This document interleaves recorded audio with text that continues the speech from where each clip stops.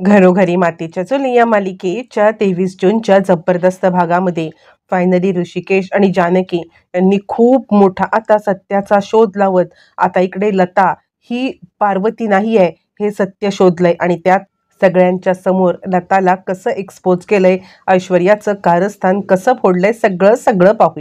इकडे जानकी बाहेर आलेली असते, कुणीतरी फ्यूज काढलेला असतो आणि त्याच वेळेला तोच माणूस ज्याने जानकीला कॉल केलेला असतो तो जानकीच्या समोर येतो. जानकी म्हणते, कोण आहे, कोण आहे तिकडे? त्यावरती तो सांगतो, मी तोच आहे.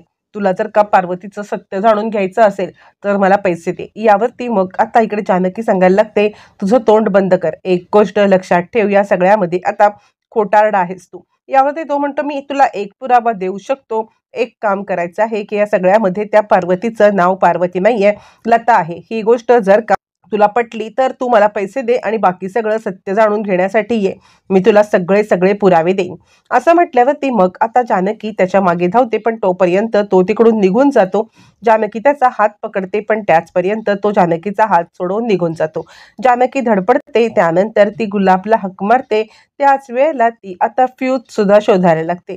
ज्या वेळेला ती फ्यूज शोधते आणि फ्यूज शोधून ती लावण्याचा प्रयत्न करते, मग लाईट्स येतात. लाईट्स आल्यावरती जानकी घरात येते आणि गुलाबदादा असं हाक मारायला लागते. गुलाब आल्यावरती मग आता गुलाबीकडे सांगायला लागतो, वहिनी साहेब लाईट कशा गेल्या? यावरती मग आता जानकी सांगते, तेच तर मी तुला म्हणतेय ना. यावरती गुलाब म्हणतो, काही कारण नाहीये. जानकी म्हणते, कुणीतरी स्विच काढून ठेवला होता, मुद्दामच कुणीतरी लाईट घालवण्याचं काम केलंय, असं आता ती म्हणायला लागते. त्यावरती गुलाब म्हणतो, कोण होतं बाहेर? जानकी म्हणते, बाहेर तरी कोणीच नव्हतं, मी ज्या वेळेला बाहेर गेले तेव्हा कोणीच नव्हतं. जानकी विचार करते, त्याने मला जी माहिती दिलेली आहे त्या माहितीच्या आधारे तरी मी आता या सगळ्यामध्ये आता ही लता आहे की कोण आहे याचं सत्य शोधून काढू शकते. असं म्हणून जानकी विचार करत असताना नेमकी तिकडे लता येते आणि लता सांगते, काय ग जानकी, मी तुला म्हटलं होतं ना जेवणासाठी काहीतरी चांगलं चोंगलं. आणि त्याच वेळेला लता तिथे पुढे पुढे करत यायला लागते. काय ग जानकी, बघ माझ्या आवडीचा स्वयंपाक बनवलाय की नाही? मी कित्येक वेळा तुला सांगितलंय काहीतरी हे थातुरमातुर जेवण बनवत जाऊ नको. मला हे जेवण अजिबात आवडत नाही. आणि हो, जेवणामध्ये मीठ बीठ जरा नीट टाकत जा. जरा काही पद्धत आहे की नाही? तुमच्या घरात चालत असेल, पण मला मात्र या सगळ्या गोष्टी काही चालत नाहीत. जेवणामध्ये मीठ बीठ पद्धतशीर लागतं बरं का. असं म्हणत ती ज्या वेळेला जायला निघते त्यावेळेला जानकी तिथेच उभी राहते आणि लताबाई म्हटल्यावर ती जानकी मागे इकडे लता लगेचच मागे वळून पाहते आणि आता इकडे जानकी म्हणते, मी लता म्हटल्यावरती तुम्ही मागे वळून का बघितलं? यावरती मग आता गडबडलेली लता सांगायला लागते, नाही नाही, मला वाटलं तू कोणाला तरी लताबाई म्हणती आहेस म्हणून मी मागे वळून बघितलं. जानकी म्हणते, खोटारडेपणा करू नका, तुमचं नाव पार्वती नाहीये, तुमचं नाव लता आहे. यावरती लता आता म्हणायला लागते, हे बघ जानकी, तू उगाचच माझ्यावरती खोटे नाटे आरोप करू नकोस. मी लता वगैरे काही नाहीये. तू विसरतेस का? माझं नाव पार्वती आहे आणि माझ्यावरती हे खोटे आरोप करण्याच्या आधी 100 वेळा विचार कर की नानासाहेब आणि आता ऋषिकेश यांनी मला पार्वती म्हणून स्वीकार केलाय. यावरती जानकी म्हणते, कुणीही तुमचा पार्वती म्हणून जरी स्वीकार केला असला तरी मी तुमचा पार्वती म्हणून कधीच स्वीकार करू शकणार नाहीये. मी ज्या वेळेला तुम्हाला लता म्हणून आवाज दिला त्याच वेळेला तुम्ही लता म्हणून मागे बघितलं. तुमचं नाव लता आहे, लता.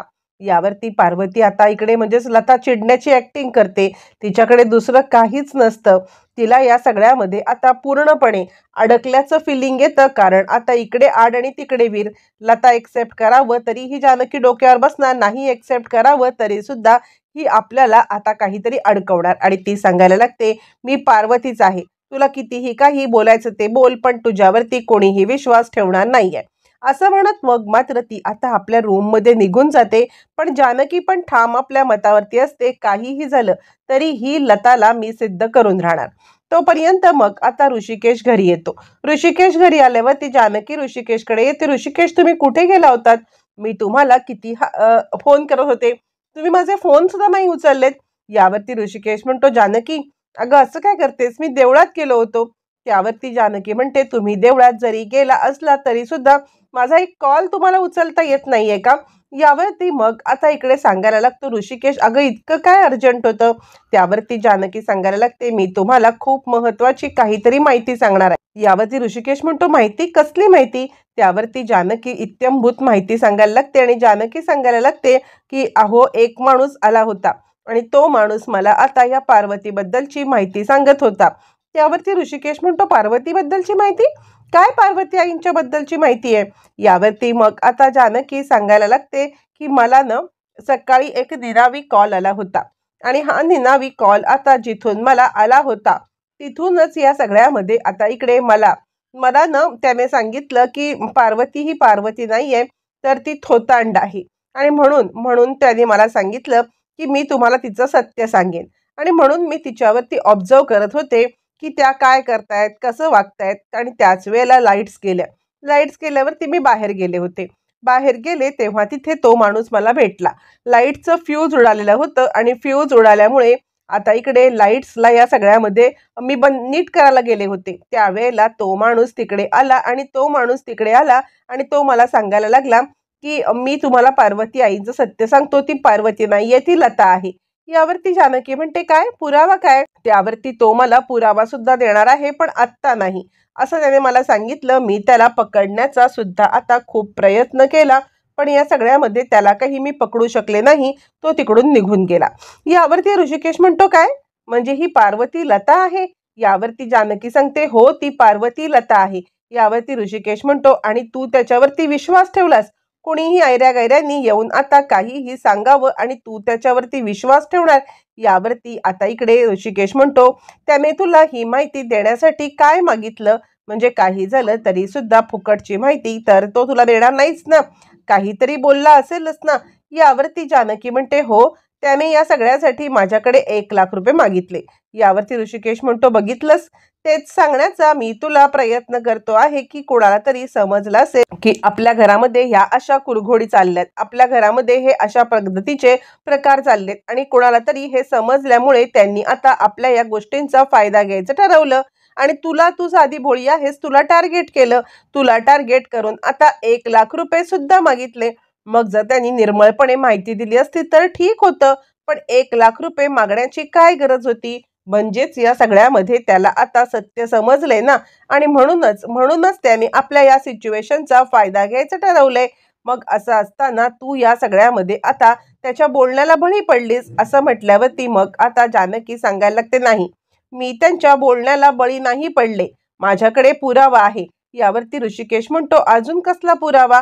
त्यावरती मग आता लगेचच सांगायला लागते जानकी की मला ज्या वेळेला समजलं की ह्यांचं नाव लता आहे, त्यावेळेला मग मी ज्या वेळेला त्यांच्या समोर गेले, त्यांना मागून मी आता लताबाई अशी हाक मारल्यावरती त्या पटकन वळल्या. याचा अर्थ काय होतो? याचा अर्थ हाच होतो ना की त्या लताबाई आहेत म्हणून, त्यांना त्या नावाची सवय आहे म्हणून, आणि ह्या सगळ्या नावाची सवय असल्यामुळेच त्या मागे वळल्या ना, नाहीतर त्या मागे कशा काय वळल्या असत्या? असं म्हटल्यावरती आता इकडे ऋषिकेश म्हणतो, जानकी, तू उगाच जास्त विचार करतेस आणि त्याचाच हा सगळा परिणाम आहे. मला नाही वाटत हे असं काही असेल. तू उगाच हे सगळं विचार करत बसून. आता हे सगळं बोलणं चालू असताना लता इकडे सारंगकडे येते. त्यावेळेला ऐश्वर्या आणि आजी दोघीही नसतात. मग लता सारंगला घडलेला सगळा प्रकार सांगते. तुला माहितीये का, तुझी ती जानकी वहिनी, तिने मला लता म्हणून आवाज दिला, कळतंय का तुला? आता मात्र इकडे धक्का बसतो सारंगला. काय बोलतोय? जानकी वहिनींनी लता आवाज दिला? यावरती मग आता सांगायला लागते लगेचच इकडे लता, हो, जानकी वहिनींनी लता म्हणून आवाज दिला. आता काय? आता सगळं संपलंय. मला आत्ताच्या आत्ता इथून निघून जायला पाहिजे. तू आत्ताच्या आत्ता माझे पैसे दे. माझे पैसे देऊन मला इकडून जायला जाऊ दे. काहीही झालं तरी सुद्धा मी आता इथे थांबू शकत नाहीये. लवकरात लवकर इकडून मला जाऊ दे.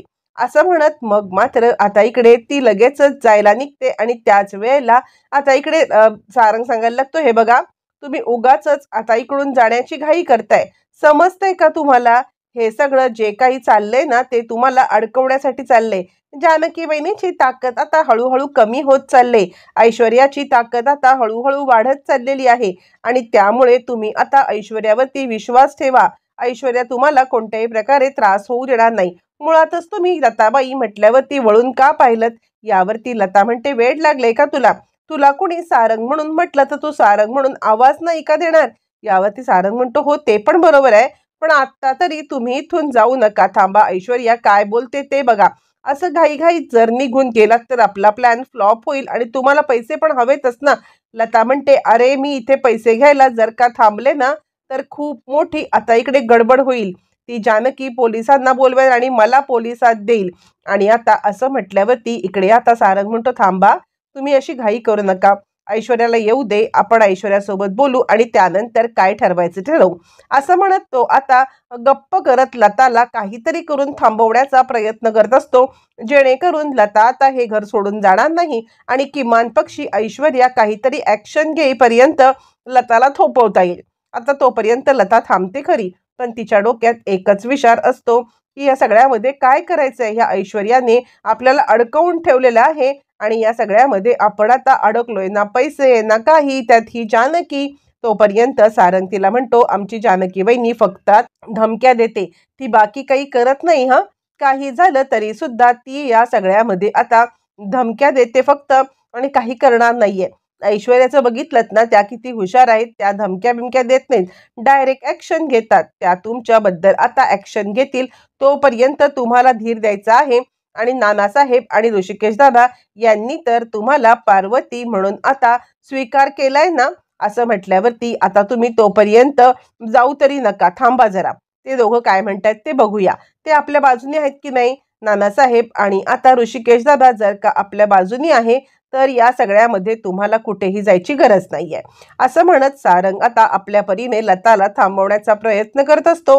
नाहीतर जर का लता निघून गेली तर ऐश्वर्या आपले काही खैर ठेवणार नाही याची त्याला खात्री असते. मग लता सुद्धा विचार करते, जर ऋषिकेश आणि नानासाहेब आपल्या बाजूने आहेत तर आपण त्याचा फायदा घेतला पाहिजे. इकडे आता ऋषिकेश सांगत असतो, जानकी, तू जे काही बोलतेस ना त्याच्यावरती माझा विश्वास नाहीये. काहीही झालं तरी सुद्धा त्या पार्वती आईच आहेत. आता किती अजून त्यांना आपण या सगळ्यामध्ये परीक्षा द्यायला लावणार आहोत. मला तुझं हे वागणं अजिबात पटत नाहीये. त्यांना अजून किती प्रकारच्या परीक्षा द्यायला लावायच्या आहेत. मी त्यांची यापुढे कोणत्याही प्रकारची परीक्षा घेणार नाहीये. मुळातच जर का तात्यासाहेबांनी नानासाहेबांनी या सगळ्यामध्ये आता नानांनी त्यांना आता जर का पार्वती आईचा दर्जा दिलाय तर आपण कोण आहोत शंका घेणारे. यावरती जानकी म्हणते, माझ्याकडे पुरावा सध्या तरी नाहीये, पण तो माणूस म्हटलाय की मी पुरावा देईन, तो पुरावा आल्यावरती तरी तुमचा विश्वास बसेल ना. असं म्हटल्यावरती ऋषिकेश मात्र आता मी कोणतीही परीक्षा घेणार नाही आणि कोणत्याही परीक्षेमध्ये त्यांना आता अडकवणार नाही. जानकी, तू उगाचच माझ्याकडून अपेक्षा करू नकोस. त्यावरती जानकी म्हणते, अहो पण त्या माणसाने सांगितलेलं खरं घडलंय ना, की ती बाई लताच आहे, तिने मागे वळून बघितलंय. हा जर का क्लू आपल्या हातात आहे तर आपण या सगळ्यामध्ये अजून पुरावा शोधला तर नक्कीच आपल्याला क्लू सापडेल ना. ऋषिकेश म्हणतो, मी तुला म्हटलं ना, कोणीतरी तुला फसवतंय, कोणीतरी या सगळ्यामध्ये तुला अडकवतंय, तुझ्या साधेभोळेपणाचा फायदा घेतंय आणि तुला या सगळ्यामध्ये आता साधेभोळेपणाचा फायदा घेऊन पैसे उकळून पळून जाण्याचं काम करते. कुणाला काही माहिती नाहीये, तू उगाचच या सगळ्यात अडकतेस. असं म्हणत तो जानकीला समजवत असतो. जानकी पोटतिडकीने सांगण्याचा प्रयत्न करत असते. ऋषिकेश काही ऐकत नसतो. त्याच वेळेला तितक्यात तिथे आता इकडे लताबाई येते. लताबाई आल्यावरती मग आता ताबडतोब ती म्हणते, ऋषिकेश, ऋषिकेश बाळा. यावरती ऋषिकेश म्हणतो, हा ये ना. असं म्हणत तो आता एकेरीच तिला बोलायला लागणार असतो. त्यावरती आता इकडे ती सांगते की ऋषिकेश बाळा, तू इकडे गेला होतास ना मंदिरात, तर मला भेटलाच नाहीस ना, त्यामुळे मला जरा चिंता वाटली आणि आता मी तुला लगेचच या सगळ्यामध्ये भेटायला आले. काय झालं, मंदिरात गेला होतास ना, तर आता मला प्रसाद आणलास का. यावरती ऋषिकेश म्हणतो, हो, मी मंदिरात गेलो होतो आणि तुमच्यासाठी प्रसाद सुद्धा आणलेला आहे. त्यावरती मग आता ती म्हणते, अरे मग दे मला प्रसाद, त्यासाठी मी किती उत्सुक आहे. माझ्या मुलाने माझा नवस फेडलाय, या गोष्टीचा मला किती किती आनंद झालाय म्हणून तुला सांगू. असं म्हणत ती या सगळ्यामध्ये आता त्याच्याकडून प्रसाद मागते. मग लगेचच आता इकडे तो तिला प्रसाद देतो. प्रसाद दिल्यावरती ती म्हणते, खरंच बाळा, या सगळ्यामध्ये आता तुला या सगळ्यामध्ये मी किती कौतुक करू मला कळत नाहीये. आईची इच्छा एक तू अशी पूर्ण केलीस ना, मला खरंच खूप आनंद आहे. असं ती म्हणायला लागते. पण काय रे, तू पण प्रसाद खा की. असं म्हणत ती त्याला सुद्धा प्रसाद देते आणि त्याच वेळेला ती आता जानकीकडे पाहत म्हणते, काय रे, तू तर मला पार्वती आई म्हणून स्वीकार केलेला आहेस, पण तुझी बायको पार्वती म्हणून माझा स्वीकार करायला तयारच नाहीये. म्हणजे बघ ना, कशी तोंड फुरगटून बसलेली आहे. पण जाऊ दे, मला काही फरक पडत नाहीये. काही झालं तरी सुद्धा तू आणि नानासाहेब, तुम्ही दोघं जण माझ्या बाजूने आहात ना, मग मला कशाचा फरक पडत नाहीये. कुणीही काहीही बोलू दे, माझा नवरा आणि माझा मुलगा हे दोघ जण ज्या पद्धतीने माझ्या बाजूने आहेत, मला या सगळ्यामध्ये कोणाचंही काहीही पडलेलं नाहीये. पण जाऊ दे बाबा, तू तुझी काळजी घे आणि दे मला ते पेढ्यांचा बॉक्स दे, मी नानासाहेबांना सुद्धा आता प्रसाद देऊन येते. असं म्हणत ती आता मुद्दामच इकडे भडकवते ऋषिकेशला जानकीच्या विरोधात आणि तिकडून निघून जाते. इकडे लताचं हे काम चालू असतं, तर तिकडे ऐश्वर्याचं सुमित्राला भडकवण्याचं काम चालू असतं. त्यानंतर लता गेल्यावरती आता इकडे जानकी पुन्हा एकदा ऋषिकेशच्या मागे तेच सगळं बोलायला लागते. पण त्यावरती ऋषिकेश चिडतो आणि तुला एकदा सांगितलंय ना की मी या सगळ्यावरती विश्वास ठेवणार नाहीये, म्हणजे अजिबात ठेवणार नाही, असं म्हणत ऋषिकेश या सगळ्याला नकार देतो.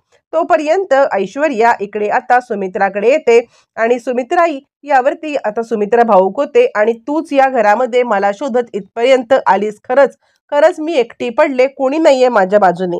यावरती ऐश्वर्या म्हणते मला माहितीये ना, एकटं ज्या वेळेला पडलं जातं त्यावेळेला माणसाचं काय होतं ते मी सुद्धा अशी एकटी कित्येक वेळेला पडलेली आहे. हा माझ्या चुकांमुळे पडली असेल, पण तरी सुद्धा मी तुम्हाला एकटं पडू देणार नाहीये. ही जानकी काही आता तुमच्या बाजूची राहिलेली नाहीये. या सगळ्यामध्ये ती तुम्हाला किती त्रास देते हे मी पाहतेय ना. म्हणजे ती बाई कोण कुठची, पण तिने तिला घरात आणून ठेवले. सुमित्रा म्हणते मला सत्तेची आणि याची हाव नाहीये. यावरती इकडे आता ती सांगते ऐश्वर्या तुम्ही ज्यूस पिऊन घ्या. यावरती सुमित्रा म्हणते ज्या वेळेला मन विषीर्ण असतं ना, तेव्हा शरीराच्या काही गरजा आपल्या लक्षात राहत नाही. यावरती ऐश्वर्या म्हणते असं कसं, तरी सुद्धा तुम्हाला ज्यूस प्यायला पाहिजे. यावरती सुमित्रा सांगते ह्या जानकीचं नेहमीच आहे. म्हणजे जानकीचं कसं आहे ना, ती न दरवेळेला न्याय करण्याच्या नादामध्ये प्रत्येक वेळेला काहीतरी चुकीचं पाऊल टाकते किंवा प्रत्येक वेळेला काहीतरी हित करायला जाते आणि नको त्या गोष्टी ओढवून घेते. आत्ता सुद्धा तिला त्या पार्वतीला न्याय मिळवून द्यायचा आहे. कोण कुठली ती बाई आले, पण हिला शहानिशा न करता तिला पार्वती म्हणायचं आहे. यावरती मग आता ऐश्वर्या म्हणते बरोबर आहे, या सगळ्यामुळे तुम्हाला किती त्रास होतोय हे मला दिसतंय, पण ते त्या जानकीला दिसणार आहे का? नाही. ती या सगळ्यामध्ये तिच्या सासूची बाजू घेऊन उभी आहे, बघितलंत ना. असं म्हणत ती आता काय येईल ते मनाला बोलत असते. तोपर्यंत इकडे जानकीला तो परत कॉल येतो. कॉल आल्यावरती तो पैसे मागतो. पैसे मागितल्यावर ती जानकी पैसे घेऊन निघते. तर तिला ऋषिकेश अडवतो, थांब जानकी कुठे चाललीस. यावरती जानकी सांगते मला सत्य कळलंच पाहिजे, मला सुमित्रा आईंना न्याय मिळवून दिलाच पाहिजे. काहीही झालं तरी त्या माणसाकडे नक्कीच काहीतरी पुरावे आहेत. असं म्हटल्यावरती ऋषिकेश म्हणतो थांब. यावरती जानकी म्हणते मग तुम्ही चला माझ्यासोबत, जे काही सत्य आहे ते तुम्ही जाणून घ्या. असं म्हटल्यावरती ऋषिकेश म्हणतो ठीक आहे मी येतोय. मग आता त्या माणसाला 1,00,000 रुपये जानकी झाडाखाली ठेवते. झाडाखाली 1,00,000 ठेवून आता जानकी लपायला जाते. ज्या वेळेला जानकी आणि ऋषिकेश लपतात तो माणूस येतो. मग ऋषिकेश धावत पळत त्या माणसाला पकडायला जातो. ज्या वेळेला ऋषिकेश त्या माणसाला पकडायला जातो त्यावेळेला 1,00,000 रुपये ऑलरेडी लंपास झालेले असतात.